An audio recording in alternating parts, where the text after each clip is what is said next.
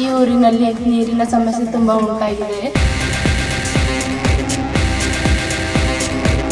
ಮಳೆಗಾಲ ಆರಂಭವಾದರೂ ಕೂಡ ಕುಡಿಯುವ ನೀರಿನ ಸಮಸ್ಯೆ ಮಾತ್ರ ಕಡಿಮೆಯಾಗಿಲ್ಲ. ಬೀದರ್ ಜಿಲ್ಲೆಯ ಔರಾದ್ ತಾಲೂಕಿನ ಬೆಳಕುನಿ ಚೌಧರಿ ಗ್ರಾಮದಲ್ಲಿ ಮಹಿಳೆಯರು ನೀರಿಗಾಗಿ ಪರದಾಡುತ್ತಿರುವ ಘಟನೆ ಬೆಳಕಿಗೆ ಬಂದಿದೆ. ಬೀದರ್ ಜಿಲ್ಲೆಯ ಔರಾದ್ ತಾಲೂಕಿನ ಬೆಳಕುನಿ ಚೌಧರಿ ಗ್ರಾಮದಲ್ಲಿ ಕಳೆದ 2 ತಿಂಗಳಿಂದ ಕುಡಿಯುವ ನೀರಿನ ಗಂಭೀರ ಸಮಸ್ಯೆ ಉಂಟಾಗಿದೆ. ಗ್ರಾಮದಲ್ಲಿ 3 ಬೋರ್ವೆಲ್ಗಳು ಮತ್ತು 1 ಬಾವಿ ಇದ್ದರೂ ಕೂಡ ಸಮರ್ಪಕ ನೀರು ಸರಬರಾಜು ಆಗುತ್ತಿಲ್ಲ ಎಂದು ಗ್ರಾಮಸ್ಥರು ಆರೋಪಿಸಿದ್ದಾರೆ.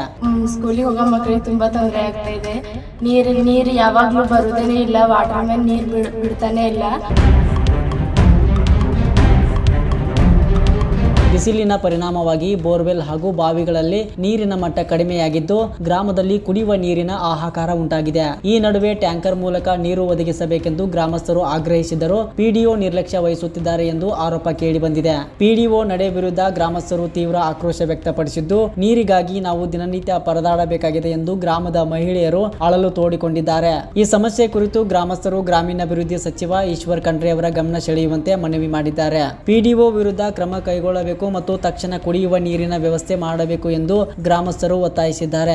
ಈ ಕುರಿತು ಅಧಿಕಾರಿಗಳಿಂದ ಯಾವ ಕ್ರಮ ಕೈಗೊಳ್ಳಲಾಗುತ್ತದೆ ಎಂಬುದು ಕಾದು ನೋಡಬೇಕಾಗಿದೆ.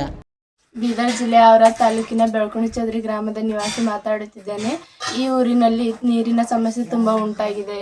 ಇಲ್ಲಿ ನೀರು 8 ದಿವಸ ಬರ್ತವೆ ಮತ್ತು ಸ್ಕೂಲಿಗೆ ಹೋಗೋ ಮಕ್ಕಳಿಗೆ ತುಂಬಾ ತೊಂದರೆ ಆಗ್ತಾ ಇದೆ. ನೀರು ಯಾವಾಗ್ಲೂ ಬರುವುದೇನೆ ಇಲ್ಲ. ವಾಟರ್ ಮ್ಯಾನ್ ನೀರು ಬಿಡ್ತಾನೆ ಇಲ್ಲ.